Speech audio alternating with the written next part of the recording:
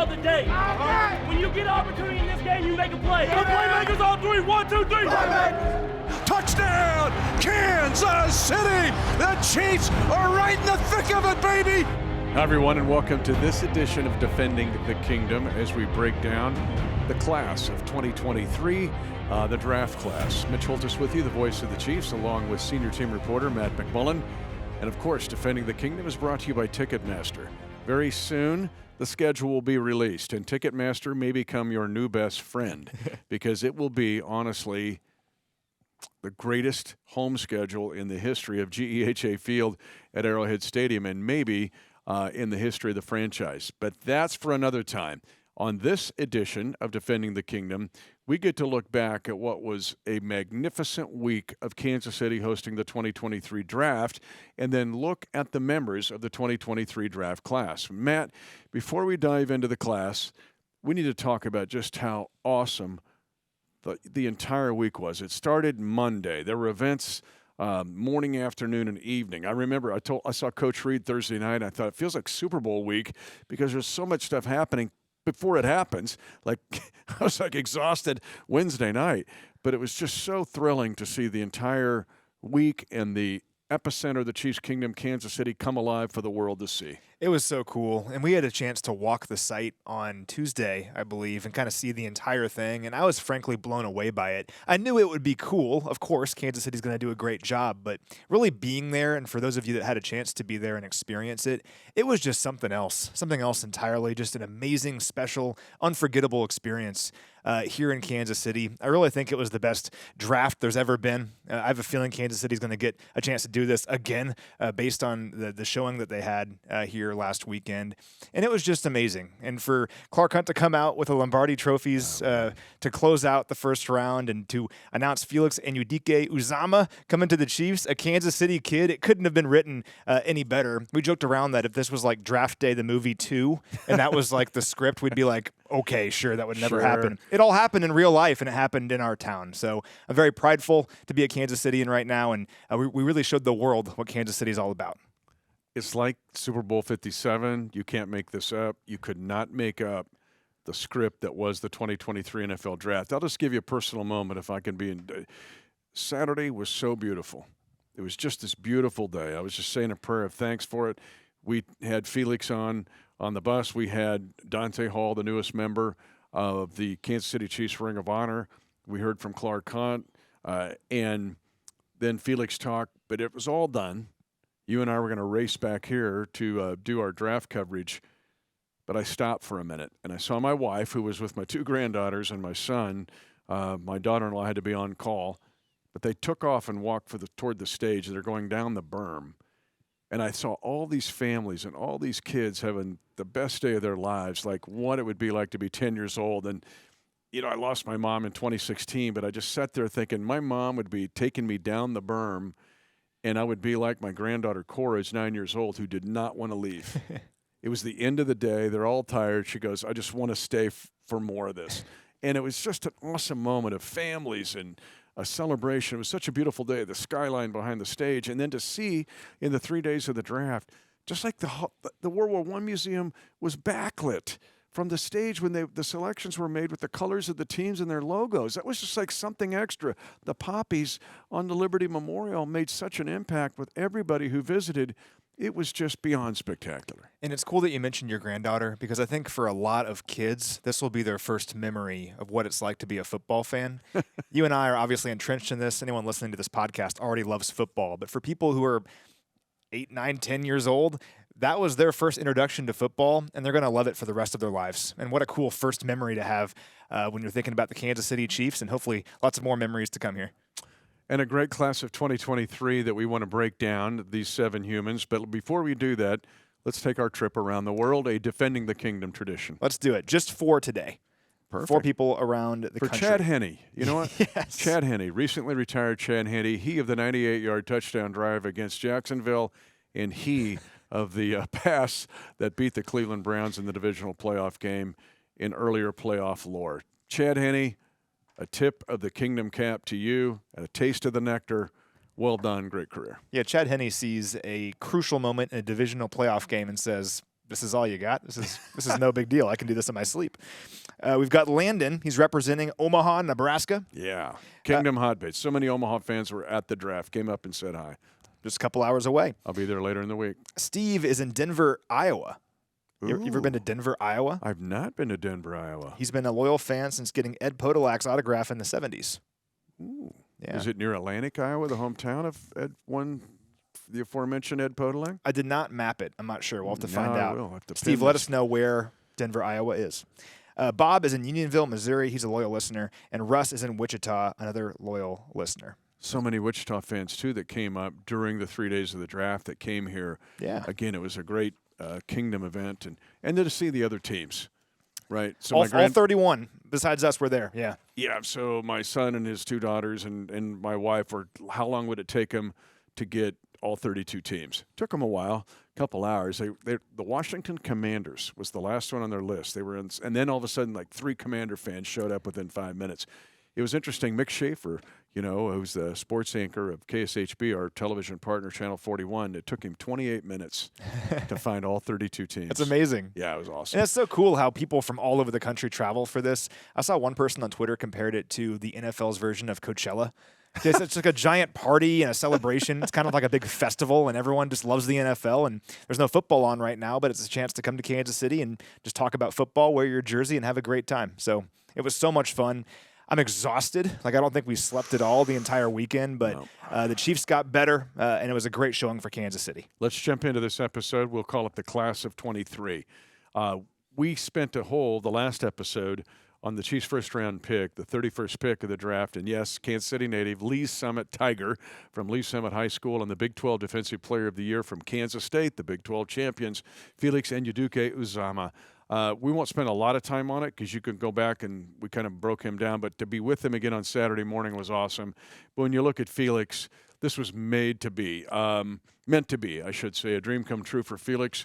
But this is a really good football player, and I'm just excited about him growing together with George Karlaftis. Yeah, it's really 2 parts. First of all, it's obviously a great story, as you mentioned. KC kid. I looked at a photo earlier today of him at the stadium with his arms stretched out as like a 10-year-old. And then he redid the photo when he was here just a few days ago. What a cool thing for a Kansas City kid. Grew up watching the Chiefs, loving the Chiefs, and now he gets to play for the Chiefs as a first-round pick. It's so cool.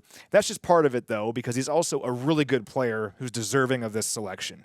Just an awesome player at K-State, the 2022 Big 12 Defensive Player of the Year. Tons of production over the last 2 seasons. He had 19.5 sacks and 25.5 tackles for loss. A lot of times you see players drafted early on that have great traits and they never really put it together in school. And you hear all about, hey, we're going to get the best out of this guy. We have to unlock him. Well, Felix was productive in school and he has those traits. So I love that he was productive. And he also finishes. Lots of players have all the pressures but can't finish them with sacks.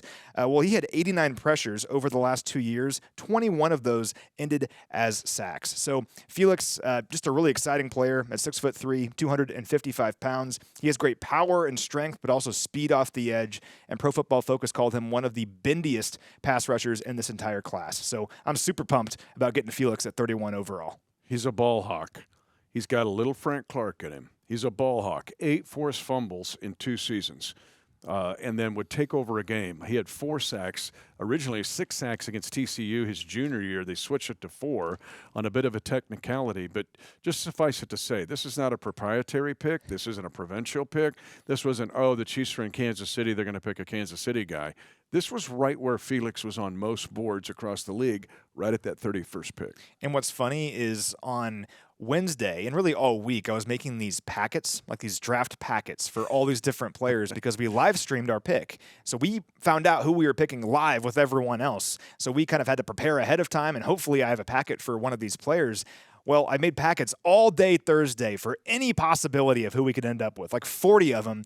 Well, I made Felix's packet like on Monday. It's right here with all this stuff. It was like one of the first ones I made. So really, I just wasted all that time making all these packets because, of course, we were going to take Felix. He was the guy all along, and can't wait to see what he can do with George Karlaftis on the other side. And don't forget about Charles Omenihu, who signed with the Chiefs in free agency.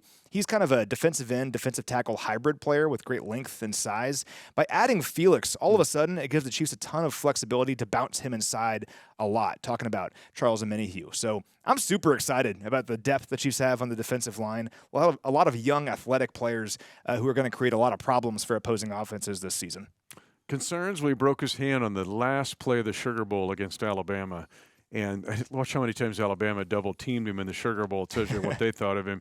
Then he missed, like 16 months ago, he missed spring ball at K-State. He had a little minor knee surgery, but he's ready to go. We'll just see how much he participates this week in the rookie minicamp. All right, let's go to the second-round pick, Rashee Rice. We have not had a chance to dive into these guys, but Rashee Rice, and I put it out on Twitter, when you and I were looking at Juju Smith kind of guys, and you got to be careful to look for who's the exact Juju Smith-Schuster replacement for the Chiefs in this draft class. But when you look at size, the 41-inch vertical jumps off the page, the 16 contested catches. So Rashee Rice, you can see why the Chiefs took him in the second round. I like Rashee Rice a lot. He's one of the guys I highlighted in my pre-draft coverage when I talked about receivers way back in March. He's 6'1", 204 pounds. Big-time explosion with this guy. He had a 41-inch vertical at the Combine. It was among the best among all receivers at the Combine. Coming off a huge season at SMU last year, he caught 96 passes for 1,355 yards, 10 touchdowns, one of only 3 players with at least 1,300 yards through the air last season. He led the nation in average receiving yards per game with 113. And the thing with him is his body control. It's off the charts. He can go up and contort his body to make all kinds of contested catches. He had 16 contested catches last year, 18 catches on throws of 20 or more air yards. That led the FBS. So deep downfield, he's going up and getting the football. He's also dangerous after the catch, though. He racked up 19 broken tackles after the catch last season. And assistant general manager Mike Borgonzi, back after we drafted him on Friday, and Brett Veach actually earlier today on Monday, they both mentioned that he's like a running back in the open field once he has the football. A lot of the other receivers in this draft, more of the pure speed guys, sure, they're really fast, but they're really not that dangerous after the catch in terms of running guys over. Rashee Rice is. So I expect him to be a physical possession receiver in Kansas City. He can be a fade guy, but also a guy over the middle who can make those tough contested catches and then break a few tackles on his way to the end zone. Yeah, but you look at the 2013 to now with the Andy Reid era, the Chiefs really haven't had the let's just throw it up and go get it guy. No. At wide receiver, and this is really the first one they've had. Now, go back, though, to a couple episodes and understand the challenges Rashee has. Now, the fact that here's the iPad, there's 700 plays, and in this offense, you're not just an ex-receiver. So he'll have to learn the entire route tree, precision in that tree, working with Patrick Mahomes, and then sometimes lining up in the slot where, he's not a slot receiver, but think about how Andy Reid uses his imagination. So those are things that our fans have got to be a little bit patient here with Rashee Rice, and why starting with rookie minicamp all the way up until the end of training camp, he is going to be challenged mentally to get this offense down and asked to do things that SMU, frankly, didn't ask him to do. That's also why what you said about not being a direct replacement for Juju Smith-Schuster is so important to emphasize, because Juju is an established receiver in this league who's been around different coaches and really established himself as a professional receiver. We have a lot of high hopes for Rashee Rice, and so does the front office, but you can't expect him to come in right away and duplicate that kind of production from a veteran player. But the talent is there, the traits are there, and frankly, the production was there at SMU. So I know the front office is really excited about this player, and like you said, it's up to him now to attack rookie minicamp, attack OTAs, attack training camp, and let's see what we've got here when the season rolls around. Let's jump into the next pick. And again, Defending the Kingdom, we proudly tell you, is brought to you by Ticketmaster. Great concerts coming up this summer, too, at in August, and GEHE Field at Arrowhead Stadium. Ticketmaster can get you handled with those. Rarely, and maybe the first reference really in Defending the Kingdom history of Boys to Men. You think so? Here it is. The famous tenor of Boys to Men is called Wanya Morris. The Chiefs pick in the third round is Wanya Morris. He's not the tenor from Boys to Men, but this young man is named after him. Offensive tackle at the University of Oklahoma, started his career at the University of Tennessee. Great size. When you look at what he's done, basically 2/3 of his starts were at left tackle, the other third at right tackle. Could immediately plug in as a swing tackle, a third tackle option when you begin the season. Very athletic. But Wanya Morris taken here with looking at the upside. Maybe again, not a plug-and-play right-away guy, but someone who Chiefs are excited about his future. One thing that I do when I look at players in the pre-draft process is because not everything is apples to apples, right? With different conferences and competition and everything, it's difficult in college to evaluate a guy and know exactly what you're going to get. But one thing you can do is you can say this guy has certain traits that are not coachable. You cannot teach 6'5", 307 pounds with great length and athleticism. You can't teach those things. God gives you those things. And the other things that you can teach are technique, consistency, stuff like that. And that's what we're seeing here with Wanya Morris, where is he a perfect prospect? No. But he has great size, great length, great athleticism, and experience at both left and right tackle, like you said. 19 starts at left tackle at Tennessee from 2019 to 2020, playing next to Trey Smith, and 8 starts at right tackle at Oklahoma in 2022. So he already has that experience and that flexibility to play both tackle spots, and now just get him with Coach Heck, who's one of the best offensive line coaches in the NFL. He can get him refined on those things like his consistency, his technique, and then maybe you have something. But I'm very excited about the traits this young man has, and I think he has a chance to compete for some real reps here in Kansas City. The thing that excites me about Wanya Morris, it takes me back to my brother. When I was a 9th grader going into Smith Center High School, when your brother's a senior, that can be a good thing and a bad thing, right? But you had a big brother show you where to go, what to do. Trey Smith is Wanya Morris's big brother. Big time. And then he transferred to OU because of the coaching change at Tennessee. It wasn't, anything else. He went there because of the coaching change. And then Creed Humphrey was at OU. So the fact that you have these 2 big brothers basically waiting for you. You mentioned technique. He's got to work on some things as we kind of reviewed his video. But to have Trey Smith with him to say, here's the culture, here's what you do, here's what you don't do, and here's what we're going to work to make you a National Football League starting tackle, whether that's left or right, and working with our room.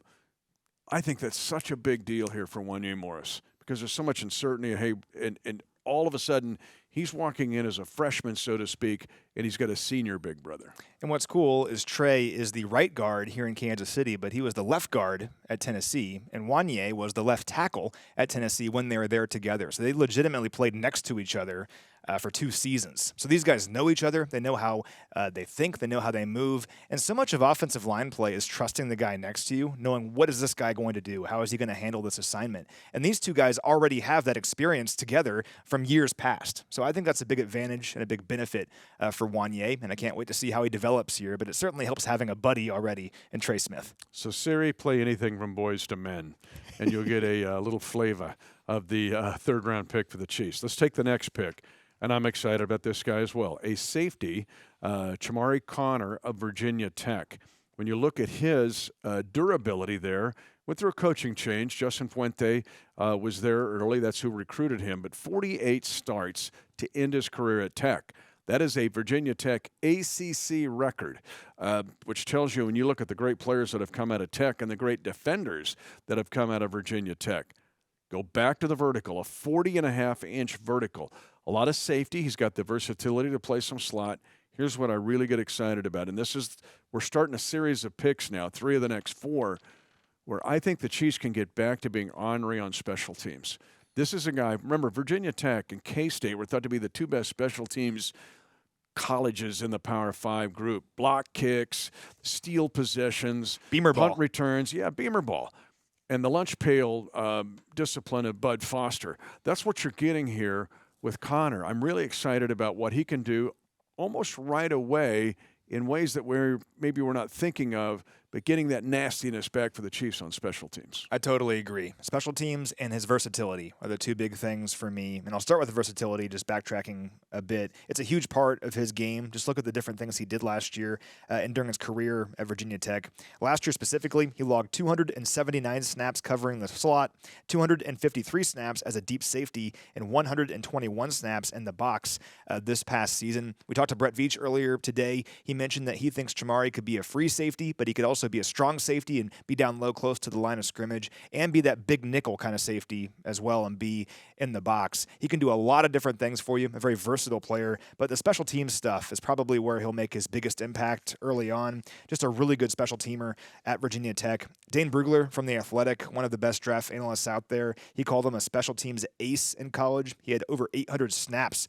on special teams in college. You can't take that for granted because you can say, okay, here's a player who might not start. Let's just put put him on special teams, it's hard. And to have experience doing it, and a lot of experience doing it in college, is a big deal.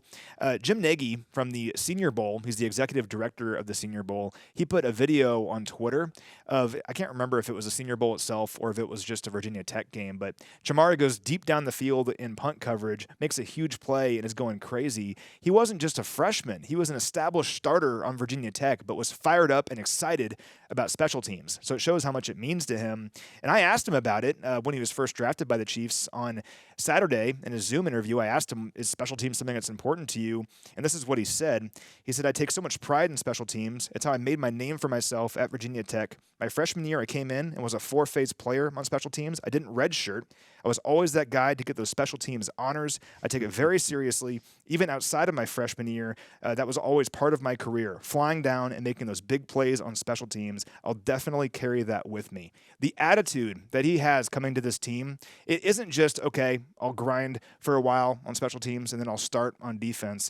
Sure, I bet he's planning on that, but he is excited about special teams as well and realizes that he can change the game on special teams. So I'm very excited for Chamari Connor. Sure, what he can do on defense at some point, but also what he can immediately do on special teams. That's the culture at Virginia Tech as well. Some people think of salad dressing, and that's special teams salad dressing. Sometimes it's the main course. And just go back and watch some video of the Chiefs in 2013, 14, 15, 16, and see how many games were won because of a huge special teams play. Oh, maybe Super Bowl 57 and Kadarius Toney's punt return, the longest in Super Bowl history, comes to mind, or a block kick. It leads us into the next selection because I think this fits right in another part of special teams, and that is B.J. Thompson, who ended his career at Stephen F. Austin after starting his career at Baylor. Now, for you Kingdom defenders around the world, he is a player from England. He is from England. B.J. Thompson is from England. And so how about all the UK thinking, right? They're like, what? Chiefs have a player from England? England, Arkansas. He's from England, Arkansas. Population 2,825. Again, why do I like this guy so much? And here's why sometimes in a small school, we've said this before, he was all-state in basketball. In fact, he got college offers in basketball because BJ's a large human, 6'6", 238. He won the state in triple jump at 6'6", 3 straight years in high school at England, Arkansas. 82-inch wingspan. He blocked 3 kicks when he was at Baylor. A field goal, an extra point, and a point after touchdown. If we're talking about being explosive in special teams, welcome the newest Chief from England, Arkansas, B.J. Thompson. I'm really excited about this guy just because of the explosive athletic traits that he has. Big-time speed from this dude, which is unique considering how big he is. He said he was 6'6", pushing 240 pounds. Here's what Dane Brugler from The Athletic said about him. His speed and length make him a tough guy to keep blocked when he stays under control mid-rush. He's a developmental sub-package rusher reminiscent of Arden Key, who's a very good player for the Jacksonville Jaguars. So excited about this guy's length, his speed, his explosion, and his athleticism. He was productive at Stephen F. Austin. He had 33.5 tackles for loss and 24.5 sacks and 5 forced fumbles in 52 career games, 34 starts between his time at Baylor and Stephen F. Austin. Almost all of that was at Stephen F. Austin. So big-time traits from this guy that you'll see if maybe you get him in the weight room, put some weight on him a little bit, and see what you can get out of him. But I think early on, this guy can come in and some sub packages, get after the passer with his speed. And also on special teams, like you said, in 1 year, he blocked an extra point, a field goal, and a punt back in 2018 while playing for Baylor. I'm thinking like Tano Passanio. Remember, he would awesome comp, he would block exactly. stuff on special teams. Yep. That's kind of what this guy is, and I'm excited to see what he can do, not just on defense, but particularly special teams right away. You block a kick, it's like breaking the pinata at the birthday party before it starts. You block a PAT, it's like blowing out the candles on the birthday cake. It can be devastating at any level of football. And if the Chiefs get kick blocking back, remember Jack Cochran's this close last year.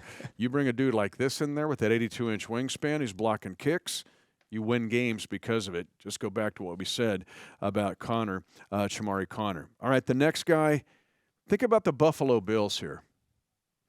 Because Ed Oliver, the space-eating defensive lineman who's been a big part of the Buffalo Bills of late, went to the same high school as Keondre Coburn, Houston Westfield High School. Ed Oliver, kind of the big brother for Keondre here. And I got to be careful because, honestly, and you and I love to develop relationships with our players. When Tyreek Hill was traded, yeah, that was tough. And I said, we'll have a Super Bowl reunion and I'll give him a hug.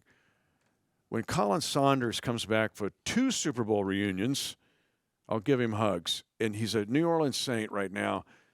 Love it, Colin. You deserve it. Way to go. Can't keep everybody. But I think we might have found somebody like a Colin Saunders. And by the way, I will never forgive Sean McVay, the head coach of the Rams. I should forgive him. Lord wants me to forgive him. I'm not going to forgive you, dude, for calling timeout because Colin Saunders is going to get a touchdown. We got it all set up. Then you see it and call timeout. It was Colin Saunders' big moment. You screwed it up. Now Colin goes to the Saints.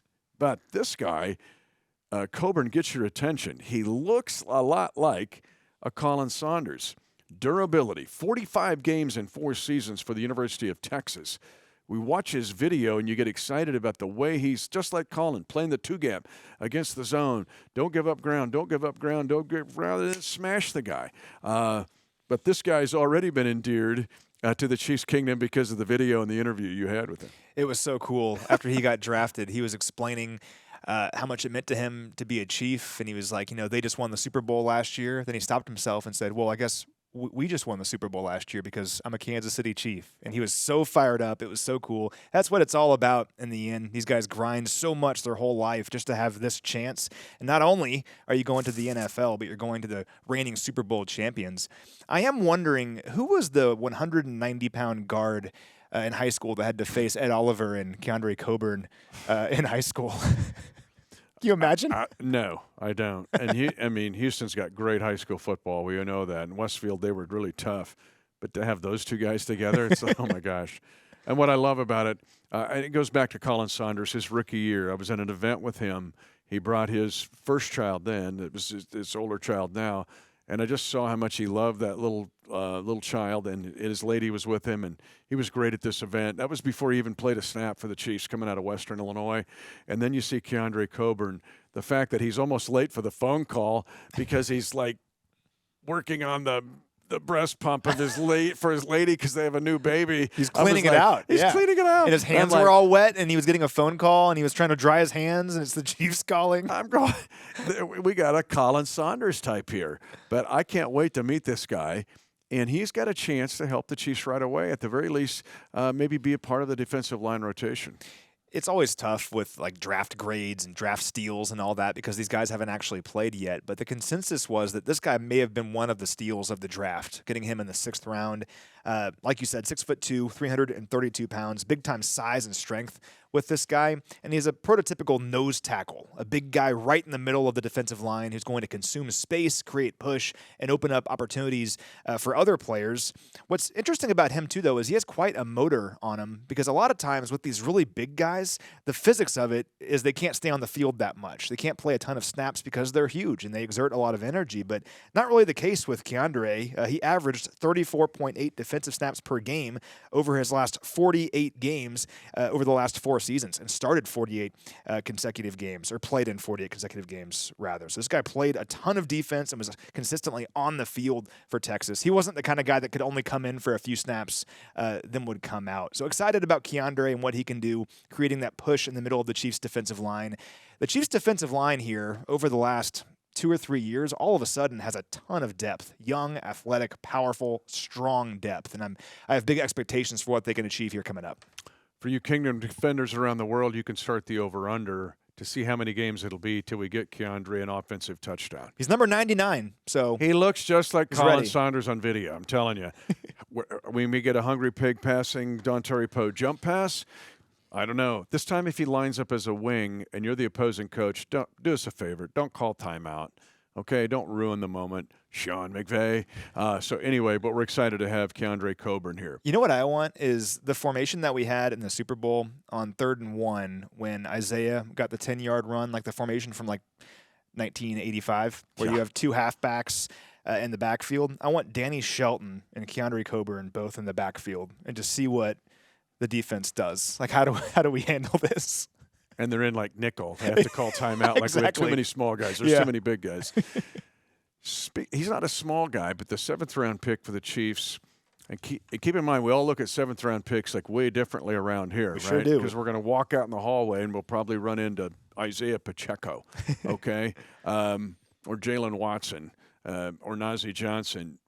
But to get Nick Jones out of Ball State, taller, leaner, great ball skills. Oh, and by the way, at Ball State, he blocked a kick and a punt. So one of the themes here of the class of 23 is I see some dudes that can affect a game even on an unscrimmage down, if that makes a non-scrimmage down play. But Nick Jones is athletic, and there's times when you look at video of his time at Ball State, he's an explosive player. Likes to jump routes. He'll make plays. He's coming off his best season as a college player. He had 14 passes defensed last year and 2 interceptions in 11 games. Those 14 passes defensed led the team and ranked 23rd among qualified cornerbacks in the FBS. Big-time uptick in his snaps and targets.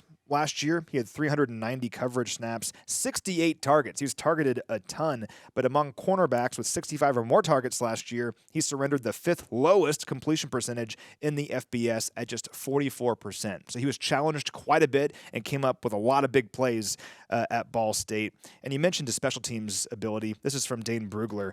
Jones was a regular on kick return and punt return coverages, including 2 blocked punts in his career. And this is from Lance Zierlein at NFL.com. Teams will appreciate his ability to challenge punts and kicks off the edge. So we're adding all these guys in here who can contribute maybe right away on special teams and really elevate that special teams group. I think Dave Tobe is going to love a bunch of these guys. But also, when you look at the positions the Chiefs identified in this draft, it's premium positions. Things like edge rusher, wide receiver, defensive tackle, getting a jack-of-all-trades safety type in Chamari Connor, and then capping it all off with a 6-foot-tall athletic corner with ball skills to come in here and compete with already a very young and athletic group. I just really like the value here of adding Nick Jones at the very end of the draft. Bring him in here and see what he can do. And again, to me, special teams just oozes out of these guys. And for the Chiefs to kind of regain that explosiveness in special teams, folks, is not salad dressing. Sometimes it can be the main course, and it can be the tipping point of winning a key game and getting you back to the Super Bowl. He's Matt McMullen. I'm Mitch Holthus. Defending the Kingdom is brought to you by Ticketmaster. And Matt and I present to you the Kansas City Chiefs Kingdom Class of 2023. 10, 5, touchdown! Lock it down!